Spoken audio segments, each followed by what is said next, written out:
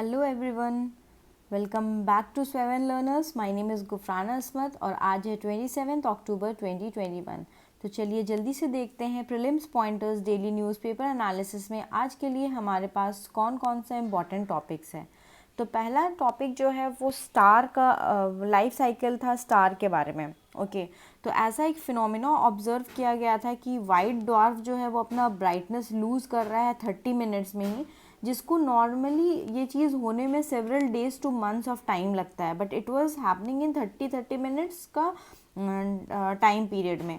और ये ऑब्जर्व किया गया था आपका जो transiting exoplanet survey satellite TESS है नासा का, उससे एंड हबल स्पेस टेलीस्कोप से। तो ये जो फीचर हुआ आपका वाइट ड्वार्फ का कि वो स्विच ऑन करे स्विच ऑफ करे, ये फिनोमिना आपका एक फिनोमिना जो नया है, ये फिनोमिना ऑब्जर्व हुआ है।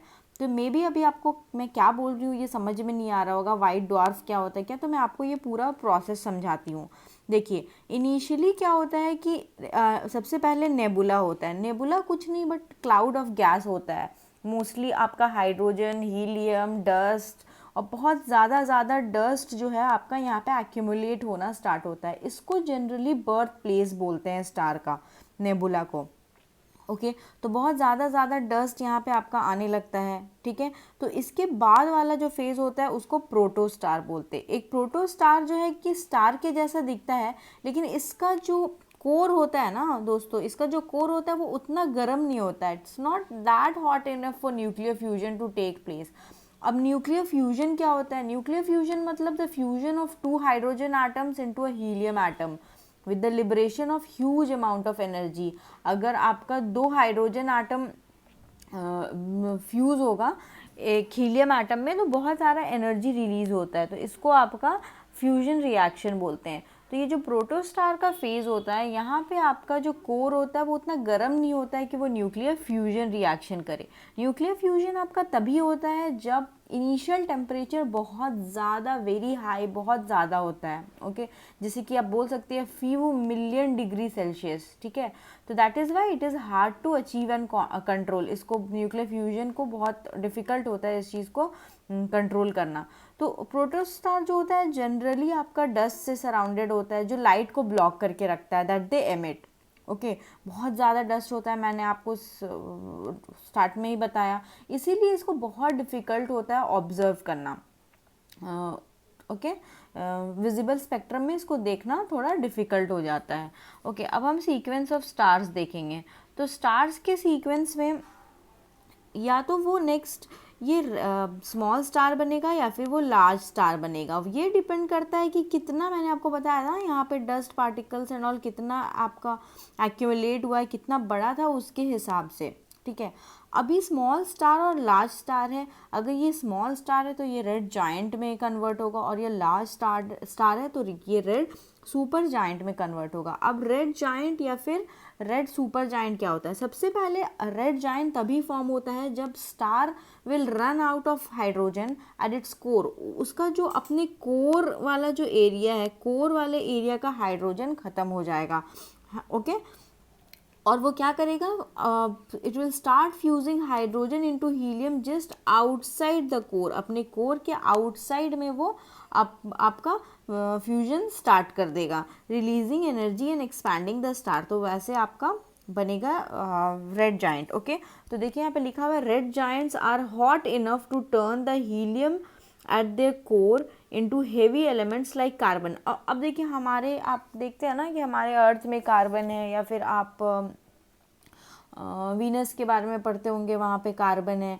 तो ये कार्बन कहाँ से आता है कि ये जो रेड जायंट होता है ये इतना हॉट हो जाता है ना, इतना हॉट हो जाता है फ्यूजन रिएक्शन के वजह से कि ये बहुत केपेबल हो जाता है, are hot enough to turn the helium at the core into heavy elements like carbon. Burn करके वो कार्बन बना सकता है। Okay, as the large red giant star condenses, जब ये कंडेंस होने लगता है, it heats up even further, और ज़्यादा हीट होने लगता है, burning the last of its hydrogen and causing the star's outer layer to expand outward. Okay, तो अब क्या होता है कि ये आउटवर्ड एक्सपेंशन होने लगता है। देखिए इनिशियली क्या होता है कि आपका जो फोर्स होता है ना, ग्रेविटी की वजह से inward force okay, inward force and outward force, ये दोनों फोर्स लगता है तो ये स्टेबल कंडीशन में रहता है, और ये ऐसे बहुत टाइम तक ये इस फिनोमिना में रहता है। जैसे कि हमारा जो सोलार सिस्टम का सन है वो अभी यहाँ पे है कि ये बैलेंस स्टेट में है,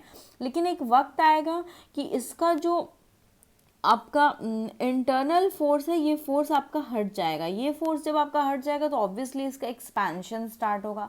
तो उसी एक्सपेंशन के बाद से अगर वो रेड जाइंट हुआ तो ये दो प्रोसेस लेता है। अगर वो रेड जाइंट होता है तो प्लानिटरी नेबुला बनता है, और अगर वो रेड सुपर जाइंट होता है और तो वो आपका सुपरनोवा बनता है। अभी फिर मैंने आपको बताया ये जो red giant and red super giant है वो स्टार का जो शेप होता है उसके बेसिस पे होता है कि वो स्मॉल स्टार है कि लार्ज स्टार है।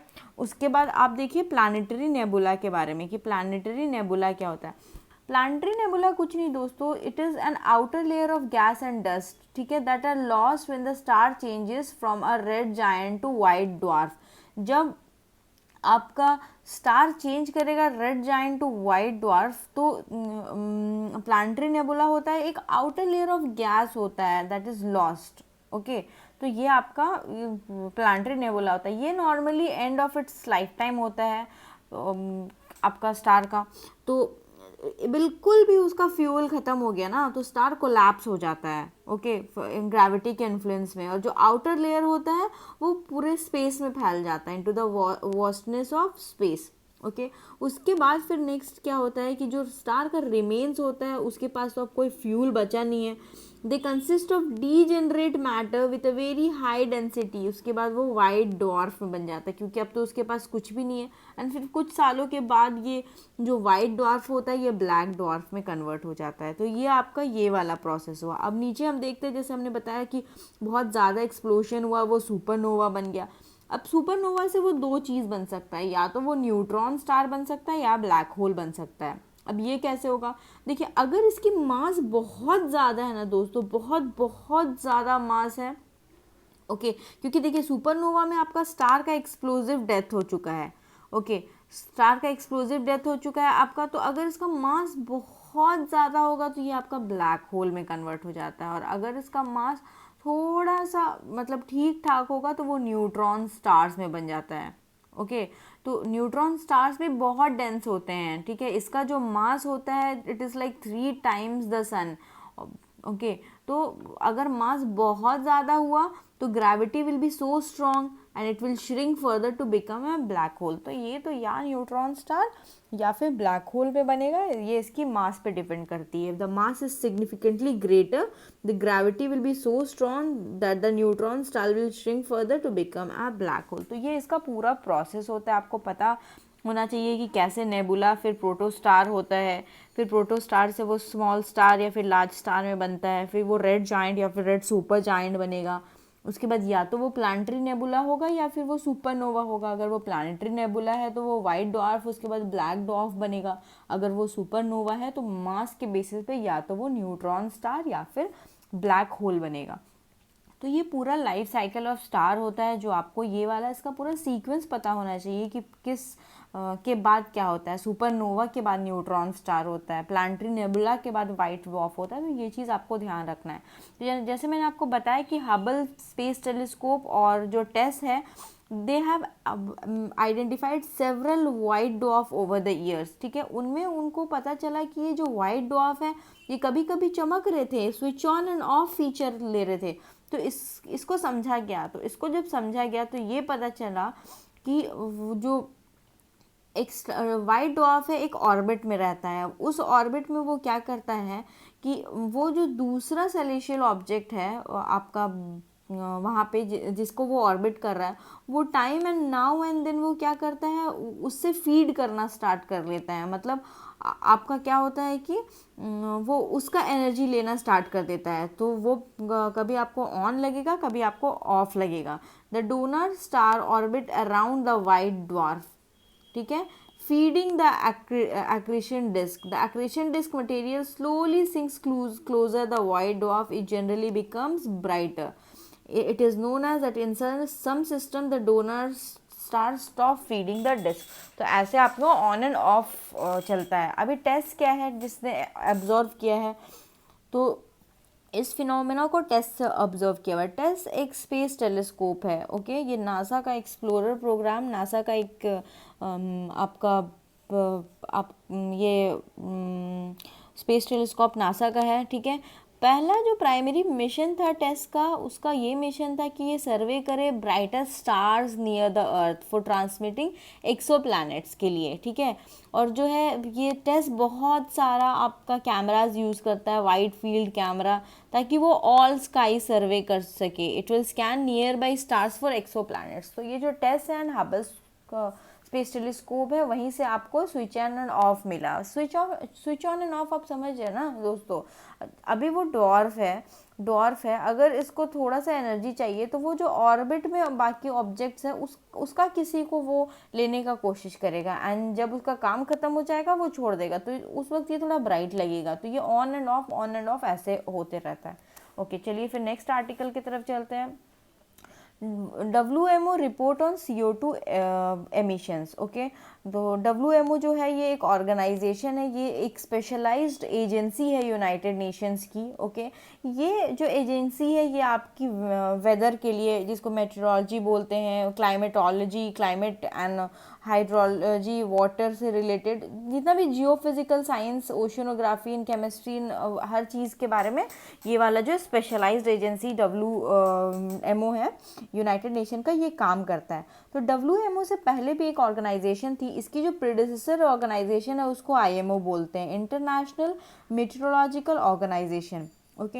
ये ऑर्गेनाइजेशन जो है कुछ WMO कुछ रिपोर्ट्स पब्लिश करती है, जो कि ये बेहद बेहद इम्पॉर्टेंट है। बिल्कुल मार्क करके आप याद कर लीजिए कि green house gas bulletin report जो है वो आपकी WMO निकालती है, और status of the world climate report भी आपकी WMO निकालती है। अब हम देख लेते हैं कि थोड़ा इस रिपोर्ट में क्या आया है। इस रिपोर्ट में ये आया है, the increase in CO2 from 2019 to 2020 was slightly lower। Increase तो इसका लोअर हो गया है, दैट इज ऑब्जर्व फ्रॉम, अगर आप 2018 टू 2019 वाला देखेंगे, लेकिन जो एनुअली वाला है ना ओवर द पास्ट डिकेड वो हाइयर है। तो ये चीज़ हमें एक पता चलता है। उसके बाद ये हमें पता चलता है कि अप्रॉक्सीमेटली 5.6% ड्रॉप हुआ है in fossil fuel CO2 emission in 2020 due to restriction related to pandemic. लेकिन देखिए इतना 5.6% ड्रॉप होने के बाद भी बिकॉज ऑफ द पैंडमिक फिर भी हम एनुअल अगर देखें तो भी हमारा इंक्रीज है।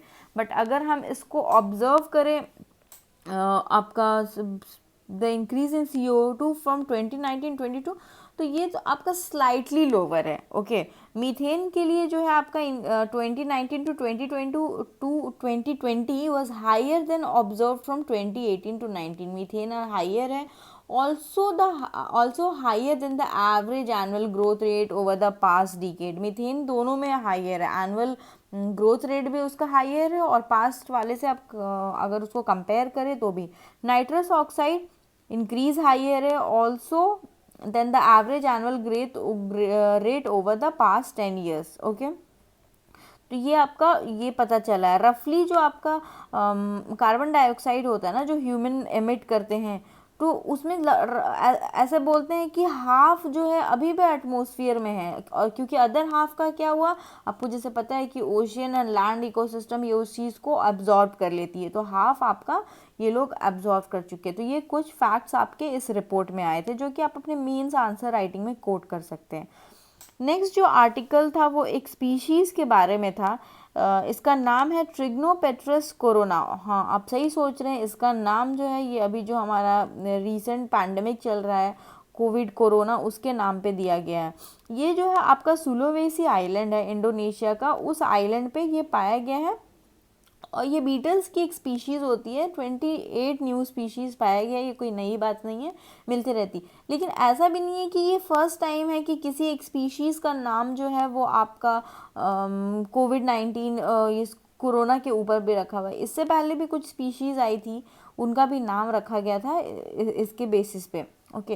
तो हमारे लिए अब जानना यहाँ पे ये ज़रूरी होता है कि हम थोड़ा सुलोवेसी को जानेंगे। सुलोवेसी आइलैंड अब कहाँ है, आपको ये चीज़ पता होना चाहिए कि सुलोवेसी आपकी इंडोनेशिया में है। तो ये आपकी सुलोवेसी हो गई। ये देखिए सुमात्रा, जावा, बाली, सुलोवेसी, ये सारी आपकी इंडोनेशिया की आइलैंड है।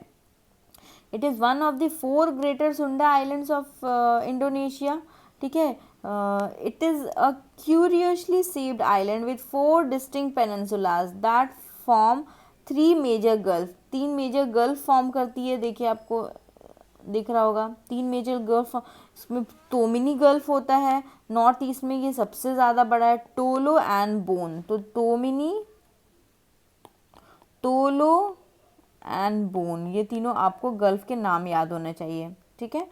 और आइलैंड जो ये है बहुत माउंटेनस एरिया में, यहाँ पे एक्टिव सर्कम पैसिफिक बेल्ट में है तो एक्टिव वोल्केनोज होंगे, ठीक है। लेकिन यहाँ पे लार्ज प्लेन्स है सदर्न पेनिनसुला में और साउथ सेंट्रल पार्ट में, जहाँ पे राइस भी उगाई जाती है। तो ये सारा चीज़ आपको पता होना चाहिए। नेक्स्ट आर्टिकल देखते हैं। Next article Dada Saheb Phalke award के बारे में, जो रिसेंटली अभी रजनीकांत जी को दिया गया है। तो क्या है दादा साहेब फाल्के अवार्ड? ये कंट्री का हाईएस्ट फिल्म ऑनर अवार्ड है, ठीक है, जो दिया जाता है for outstanding contribution for the growth and development of Indian cinema. जो दादा साहब फाल्के अवार्ड है, ये गवर्नमेंट ने इंट्रोड्यूस किया था 1969 को, और इसको फर्स्ट टाइम जो दिया गया था वो देविका रानी को दिया गया था।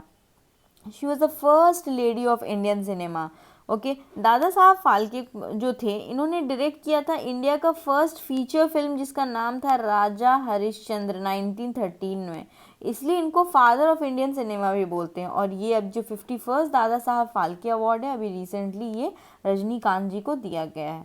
तो आपको ये सारा चीज़ पता होना चाहिए, ओके। नेक्स्ट जो है वो आर्ट न्यूज़ में जो था वो लेक ताहोर से रिलेटेड था, ओके।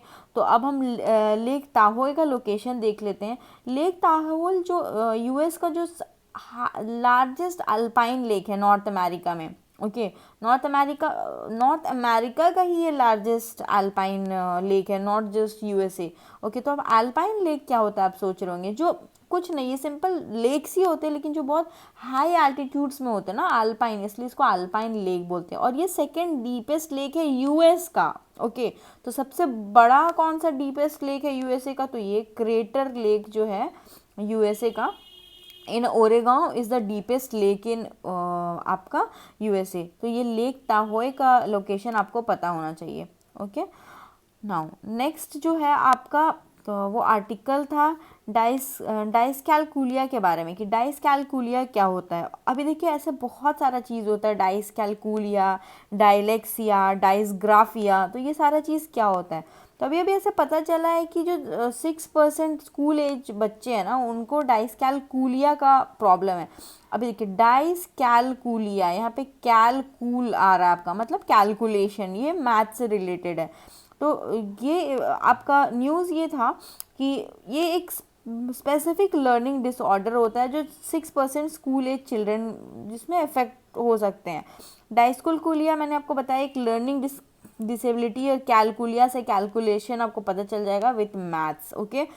जिन लोगों को ये प्रॉब्लम होती है, उनको ट्रबल होती है with maths and many level, वो नंबर समझ नहीं पाते कि कौन सा छोटा है बड़ा है, तो बहुत कन्फ्यूजन होता है उन सब चीज़ों को लेकर के उनको। इसका कॉज आपका जेनेटिक भी हो सकता है, हेरिडिटरी भी हो सकता है, या फिर ब्रेन डेवलपमेंट की वजह से भी होता है। सिम्टम्स आपको यही सब होगा कि बच्चे टाइम टेबल, जो आपका टेबल्स याद नहीं कर पा रहे हैं, या फिर मैथ्स का कोई फैक्ट नहीं कर पा रहे हैं, या फिर मनी एक्सचेंज में उनको लेन देन में प्रॉब्लम हो रही, कैलकुलेशन नहीं कर पा रहे, तो ये सब साइन सिम्टम्स होती है, ठीक है। एस्टिमेशन इसका है कि 5 to 10% of the people in the world को ये प्रॉब्लम है। हाउएवर ये हमें नहीं पता है कि ये ज़्यादा लड़कों में होती है या लड़की में होती है, ठीक है। लेकिन ये अभी पता चला है कि 6% स्कूल एज किड्स जो आपके इंडिया में है, मे हैव डाइसकैलकुलिया। हाँ, even many teachers are unaware about this condition. Teachers क्या, देखिए अभी हमें ही नहीं पता था कि ओके डाइसकैलकुलिया नाम की कोई चीज़ होती है, ठीक है। तो ओके अभी डाइसकैलकुलिया के साथ साथ मैंने आपको बताया था कि डायलेक्सिया होती है, डाइसग्राफिया होती है। तो वो क्या होती है? डायलेक्सिया जो होती है वो लैंग्वेज बेस्ड लर्निंग डिसेबिलिटी होती है, जिसमें आपको रीडिंग, राइटिंग, स्पेलिंग ये सब में प्रॉब्लम होता है। और डाइसग्राफिया जो है आपका, वो ट्रबल विथ राइटिंग के लिए एक स्पेसिफिक टर्म है, डाइसग्राफिया, ओके। एंड डायलेक्सिया आपको बताया मैंने लर्निंग बेस्ड डिसेबिलिटी होती है, जिसमें आपको रीडिंग, राइटिंग, स्पेलिंग इन सब का प्रॉब्लम होता है। नेक्स्ट आर्टिकल हमारा सूडान के बारे में है। आपको रिसेंटली आई थिंक yesterday और डे बिफोर yesterday कि सूडान आर्मी ने वहाँ पे कूप कर लिया है, ओके, जो अथॉरिटी को डिसॉल्व कर दिया है। तो हमारे लिए इम्पॉर्टेंट क्या हो जाएगा कि हम सूडान का लोकेशन देखेंगे मैप में। ये आपकी अफ्रीकन कॉन्टिनेंट की एक कंट्री है, और ये कंट्री आपकी कोई लैंडलॉक कंट्री नहीं है, क्योंकि आप यहाँ पे देख पा रहे होंगे कि ये रेड सी से ओपन हो रही है, ओके। तो इसकी पॉलिटिकल बाउंड्री आप देखेंगे तो आपको यहाँ पे इजिप्ट दिखेगा, Libya, Chad, Central African Republic, South Sudan, Ethiopia, Eritrea और रेड सी, ये इसकी बाउंड्री होती है। अब देखिए सूडान एंड साउथ सूडान में कौन सा लैंडलॉक्ड है, तो साउथ सूडान आपका लैंडलॉक्ड है, बट सूडान आपका लैंडलॉक कंट्री नहीं है, ओके। अब सूडान में का जो कैपिटल है खार्तूम, ये जो प्लेस है यहाँ पे 2 Nile river, white Nile and blue Nile आकर के मिलती है, और यहाँ से आपकी नाइल रिवर की शुरुआत होती है, ओके। तो सबसे पहले जो वाइट नाइल होती है वो देखिए यहाँ पे मैंने लिख के रखा है, वो विक्टोरिया लेक से स्टार्ट होती है। विक्टोरिया लेक जो आपकी युगांडा, केनिया एंड तंजानिया के बाउंड्री में है, तो विक्टोरिया लेक से आपकी वाइट नाइल स्टार्ट होती है। और लेक ताना TANA जो कि इथियोपिया में है, यहाँ से आपकी ब्लू नाइल स्टार्ट होती है। यहाँ विक्टोरिया से आपकी कौन सी वाइट नाइल स्टार्ट होती है, और लेक ताना से आपकी ब्लू नाइल स्टार्ट होती है। और विक्टोरिया कहाँ पे, UKT, Uganda, Kenya and Tanzania, ये 3 कंट्री के बीच में आपका विक्टोरिया का लोकेशन आता है। और लेक ताना आपकी इथियोपिया में है। तो यहाँ से ये स्टार्ट होने के बाद एक प्लेस में मिलती है, उस प्लेस को खार्तूम बोलते हैं, ये देख रहे हैं आप मैप में। और फिर वहाँ से हमारी जो है नाइल रिवर की स्टार्ट होता है। तो वाइट नाइल ज्वाइन करता है ब्लू नाइल को to form the Nile river. तो ये था आपका आज का इन्फॉर्मेशन। तो चलिए अब आप कुछ क्वेश्चंस को अटेम्प्ट करने की कोशिश करिए, ओके। तो पहला क्वेश्चन जो है आपका, white Nile joins blue Nile at Khartoum to form Nile river, okay. Lake Toba recently seen in news is located in Indonesia.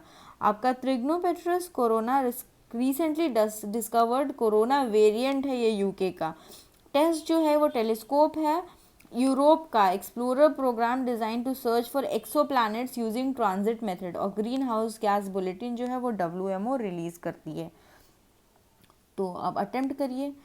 तो ये तो बिल्कुल गलत है, क्योंकि मैंने आपको बताया ये USA का सबसे हाईएस्ट एल्पाइन है। ये भी गलत है, ये बीटल्स की स्पीशीज़ है, ये कोई कोविड नहीं है। और टेस्ट जो है वो आपकी नासा की है, ना कि ESA की। और greenhouse gas bulletin WMO करती है, और ये नाइल के बारे में मैंने आपको बताया। तो थैंक यू दोस्तों, please like, share and subscribe the channel. और PDF के लिए आप हमारे टेलीग्राम चैनल को ज्वाइन कर लिए, जिसका नाम है स्वेवन लर्नर्स। और आप हमें फॉलो कर सकते हैं इंस्टाग्राम में भी हमारा जो नाम है वो सेम है, स्वेवन लर्नर्स। Bye bye.